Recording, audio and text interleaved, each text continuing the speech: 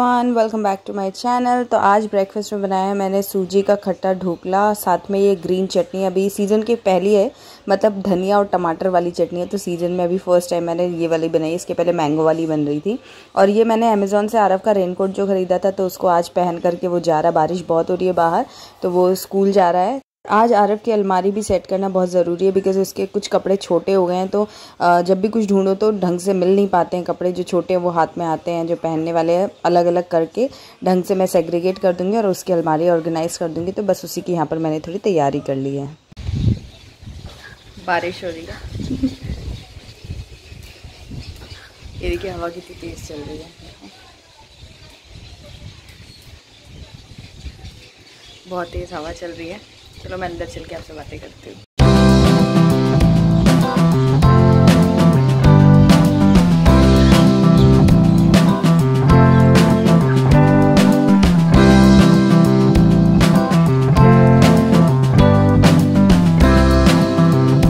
Hello everyone, welcome back to my channel. और मैं हूँ निधि, और आज के व्लॉग में बारिश हो रही है। स्टार्टिंग बारिश से कर ली हमने। और मैं आपको दिखाना चाह रही हूँ, ये देखिए, एक सेकेंड,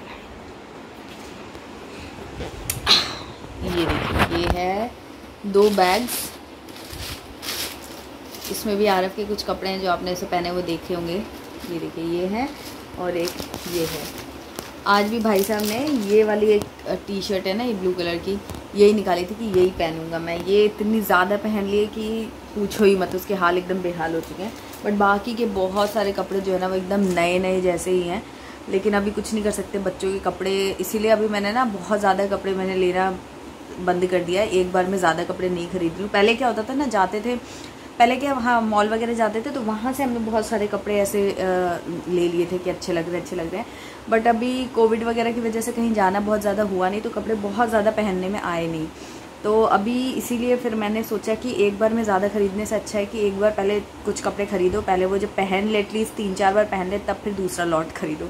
तो ये मैंने डिसाइड किया है। तो इसीलिए मैं एकदम से बहुत सारे कपड़े आरव के लिए या किसी के लिए भी नहीं ले रही हूँ, क्योंकि ये चीज़ें मैनेज करना बहुत डिफ़िकल्ट हो जाता है।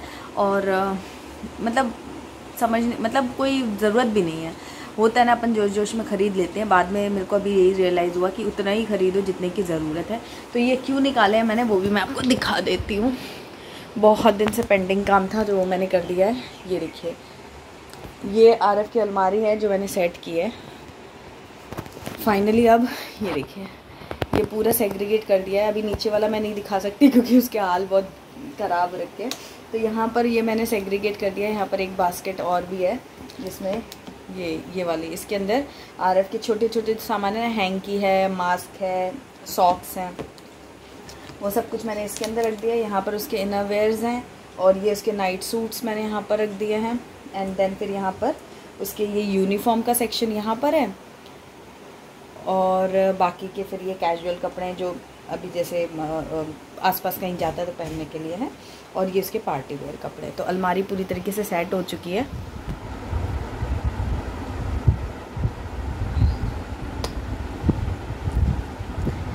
ये आराम से घोड़े बेच के सो रहा है, और अभी जैसे ही मैं कुछ इम्पोर्टेंट काम करने बैठूंगी तब उठ जाता है ये।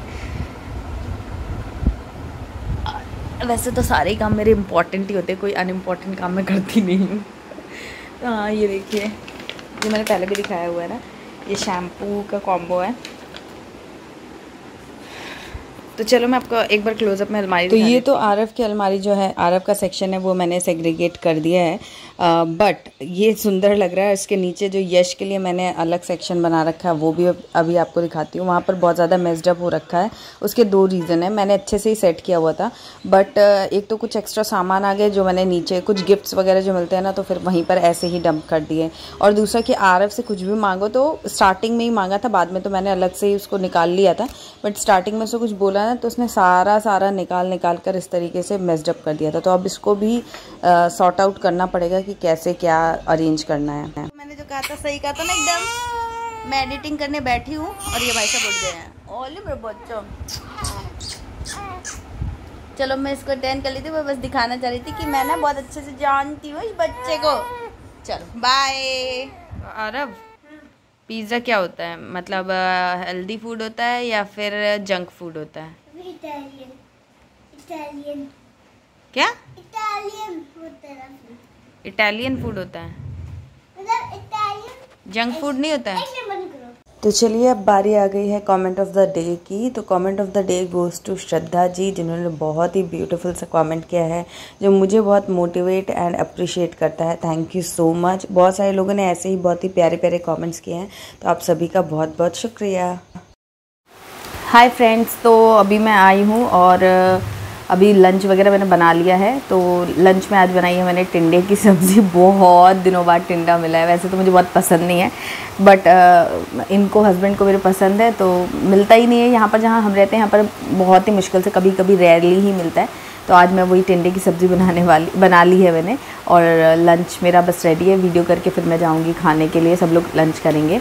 एंड हाँ, 2 क्वेश्चन के आज आंसर देने वाली हूँ। एक तो सी सेक्शन डिलीवरी हुई है, मेरी एक सब्सक्राइबर उन्होंने कमेंट किया था कि मेरी डिलीवरी हो गई है और सी सेक्शन के थ्रू हुई है। तो टाँके जो हैं उसकी केयर कैसे रखनी है उसके ऊपर मैं आप लोगों को अपना एक्सपीरियंस बता देती हूँ।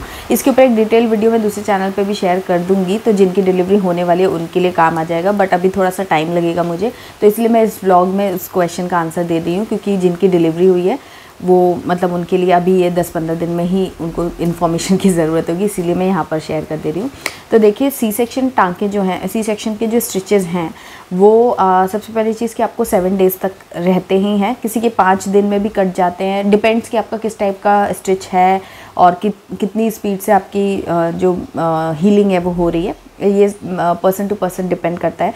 तो मेरी जब फर्स्ट डिलीवरी हुई थी तो 5 दिन में मेरे टाँके कट गए थे, बट अभी सेकेंड डिलीवरी में 7 दिन पर टाँके कटे, वो भी पूरे नहीं कटे, 2 या 3 टाँके छोड़ दिए थे। वो 10 दिन के, मतलब टोटल 10 दिन लग गए पूरे स्टिचेस हटने में। तो ये डिपेंड करता है आपका भी। तो यश जो है वो जब भी मैं वीडियो का कुछ काम करती हूँ तो उठ ही जाते हैं, तो अभी फिर से इनको सुला के आई थी बट ये उठ गए हैं। एनीवेज़, हाँ, तो मैं टाँकों की बात कर रही थी। तो वो एक तो ये हो गया कि रिमूव कब होंगे, दूसरा कि इसका ख्याल कैसे रखना है। ये तो वो जो आपका स्टिच वाला एरिया होता है ना, वहाँ पर एक बैंडेज लगा करके देते हैं डॉक्टर्स। तो वहाँ ऊपर से तो आपको कुछ प्रॉब्लम नहीं होती है, बट आपको ध्यान रखना होता है कि बहुत ज़्यादा उस पर ज़ोर ना पड़े।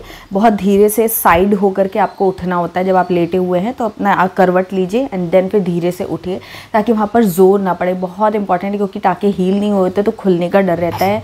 तो वो चीज़ का आपको ध्यान रखना है कि एकदम ज़ोर ना पड़े, एकदम धीरे धीरे मूव करें, और जितना हो सके उतना कम आप मूव करें। ज़्यादातर अगर मतलब लेटने की सुविधा हो तो आप लेटे रहे, वो ज़्यादा अच्छा रहता है। एंड दूसरी चीज़ कि जब बैठते हो ना तो आलती पालती मारकर नहीं बैठना, मतलब क्रॉस लेग पोजीशन में नहीं बैठना है। पैर जो हैं दोनों वो स्ट्रेट करके रखना है एंड पीछे से सपोर्ट लेकर के आप बैठ सकते हो। जब फीड वगैरह कराना है तो उसके लिए बैठना ही पड़ता है, या वैसे भी अगर बैठना है तो स्ट्रेट ऐसे मतलब थोड़ा सा टेका लेकर के आप बैठ सकते हो। पैरों को आपको ध्यान रखना है कि क्रॉस लेग नहीं करना है जब तक आपके टाँके नहीं हट जाते हैं, एटलीस्ट तब तक।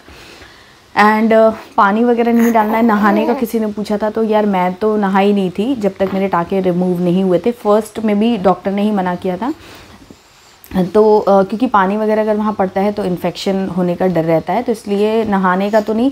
बट हाँ, जैसे पैर वगैरह पे जाकर के पानी डाल लिया, हाथों मतलब प्रॉपरली नहाना, जो बोलते हैं ना कि शावर के नीचे खड़े होकर आप आराम से नहा रहे हो, वैसा नहीं करना है।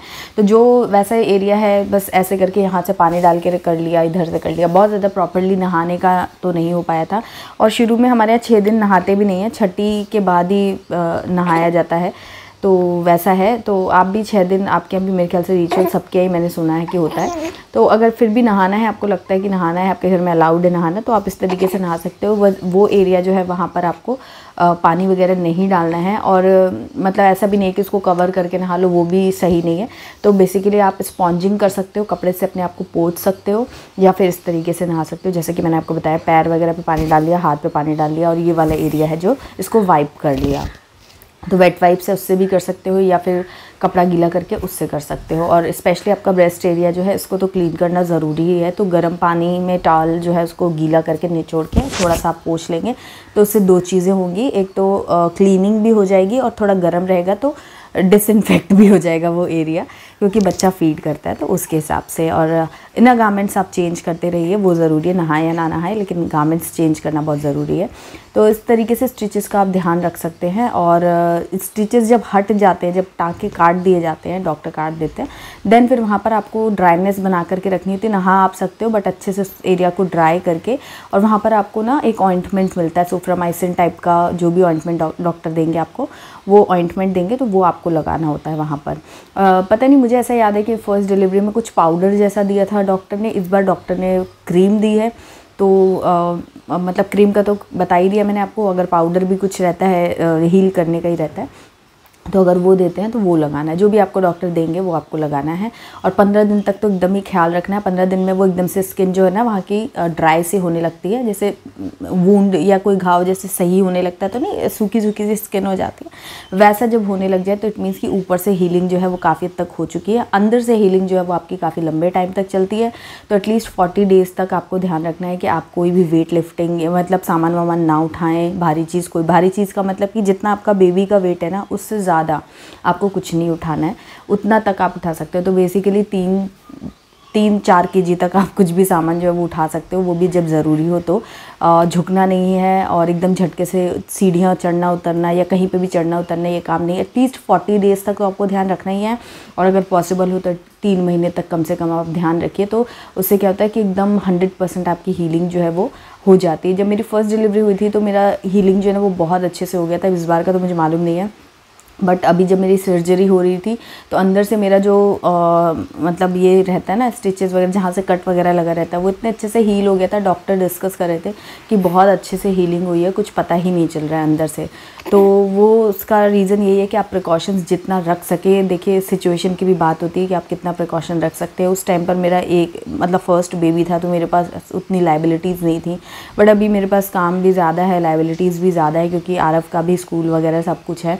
तो मुझे नहीं मालूम मैं कितना क्या कर पाऊँगी, बट जितना बेस्ट पॉसिबल हो उतना आप प्रिकॉशन रखें तो हीलिंग अच्छे से हो जाती है। और एक बार आपका ये फेज़ निकल गया तो फिर उसके बाद लाइफ में आगे चलकर आपको ज़्यादा दिक्कत नहीं होती है। अदरवाइज़ अभी से ही प्रॉब्लम्स होना शुरू हो जाती है। और बेल्ट भी लगाते रहिए जिससे कि आपको बैक पेन का इशू ना हो। बहुत इफ़ेक्टिव होता है बेल्ट लगाना, एटलीस्ट बैक पेन में। पेट आपका कितना कम होगा नहीं होगा वो उसकी गारंटी नहीं होती है, बट बैक पेन आपका बहुत ज़्यादा उससे फ़र्क पड़ेगा। और दूसरा कि पॉस्चर, क्योंकि इतना शुरू में बेबी रहता है उसको फीड कराना और हमेशा ऐसे करके वैसे करके फीड कराने में छोटे बच्चे को ज़्यादा दिक्कत होती है। तो इसीलिए आपका पॉस्चर जो है ना वो उतना अच्छे से नहीं होता, और आपकी बॉडी इतनी ज़्यादा क्या बोलूँ मैं, मतलब रिलैक्स्ड नहीं होती है कि आप फट से स्ट्रेट पॉस्चर में आप बैठ भी रहे हैं तो थोड़े से टेढ़े मेढ़े हैं, चल रहे हैं तो भी थोड़े से टेढ़े मेढ़े हैं, तो उस वजह से भी आपको शोल्डर या फिर बैक में पेन हो सकता है। तो अगर आप बेल्ट लगा रहे हो फिर भी पेन हो रहा है, बेरेबल पेन हो रहा है, तो घबराइए मत, धीरे धीरे वो सही हो जाएगा। जैसे जैसे आपकी बॉडी रिकवर कर जाएगी, स्ट्रेंथ आएगी बॉडी में, आप पॉस्चर अपना अच्छे से मेंटेन कर पाएंगे तो फिर चीज़ें सही होने लगेंगी।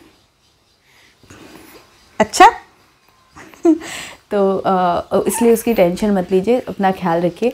और जो मैंने हर्बल मिक्स और लड्डू वगैरह की रेसिपी आप लोगों के साथ में शेयर की है वो बना करके खाइए। अभी सर्दियाँ भी आ रही हैं तो अगर अभी तक आपने नहीं खाया तो अब से भी खाइए। वो हीलिंग में और क्लीनिंग में, अंदर की जो क्लीनिंग होती है वो सब करने में बहुत हेल्प करता है। उनमें कुछ कुछ हर्ब्स ऐसे डले हुए हैं जो कि आपको ये सारी जो आपकी हड्डियाँ उनको मजबूत करेंगे, अंदर जो भी टीयर हो जाती हैं टिश्यूज़ वगैरह वो सब कुछ हील हो जाएगा।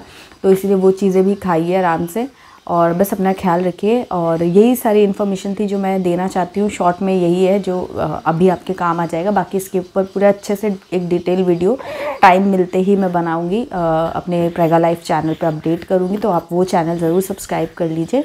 जिन लोगों की डिलीवरी 1-2 महीने बाद है उन लोगों के लिए वो वीडियो काफ़ी काम आएगा, क्योंकि उसमें मैं अच्छे से सब कुछ और भी चीज़ें बता दूँगी।